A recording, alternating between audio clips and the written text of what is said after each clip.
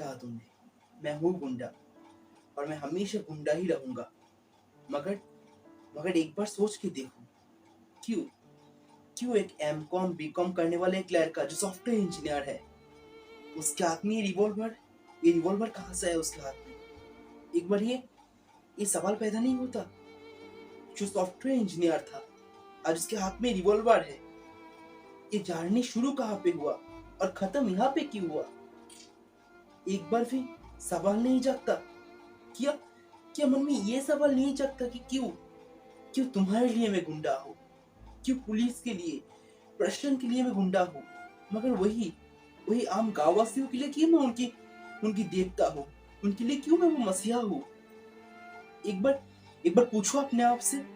तुम मुझे बोलती हो गुंडा, पुलिस प्रशासन मुझे गुंडा बोलते हैं, और वही गांववासी मुझे मुझे देवता मानते, मुझे मसीहा मानते हैं। क्यों तुम सबके नजरिए में, दृष्टिकोण में मेरे व्यक्तित्व अलग अलग क्यों है?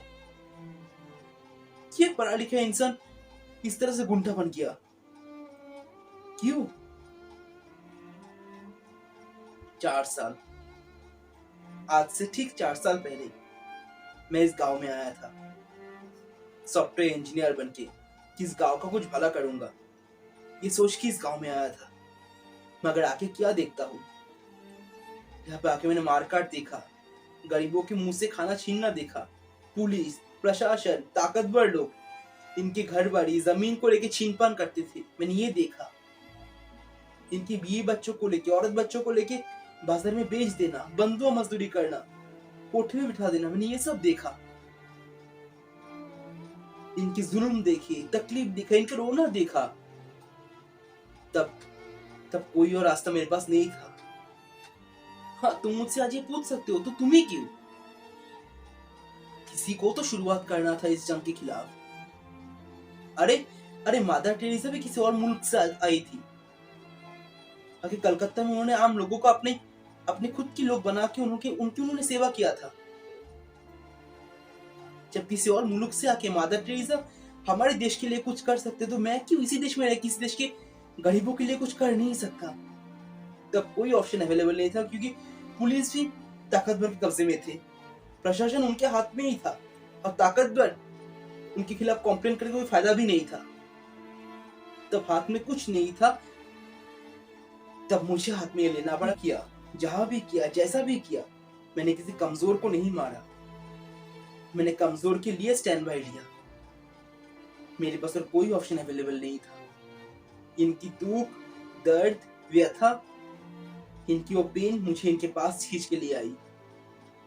मैंने आज जो भी किया, जहां भी किया, जैसा भी किया, मैंने इनके लिए किया। आज अगर तुम मुझे बोलोगे कि मैं तुम्हारे साथ चला जाऊं, तो इनके साथ वही अगेन अत्याचार होगा। आज अगर मैं इनके साथ रहता हूं, तो तुम मुझे छोड़ के चली जाओगी। तुम जाओगी तो सिर्फ मेरा दुख होगा। अगर मैं गया तो इन हजारों का दुख होगा। अगर आज कंपेयर करें तो मेरे अकेले के दुख से बहुत बड़ा है ये हजारों लोगों की खुशी। आज मैं अपने अपने लाभ को सेक्रीफाइस करने के लिए तैयार हूँ, मगर मुझे इनके साथ साथ रहना होगा, क्योंकि जब से मैं हूं, उनके पास एक खौफ है कि वह नहीं जाना, वह राजा है। उनका यही खौफ इन्हें खुशियां देता है, इनकी घर जमीनों को बचाता है, इनके बच्चों को शिक्षा मिलती है, इनकी औरतों को सम्मान मिलता है। मैं नहीं जाऊंगा यहाँ से।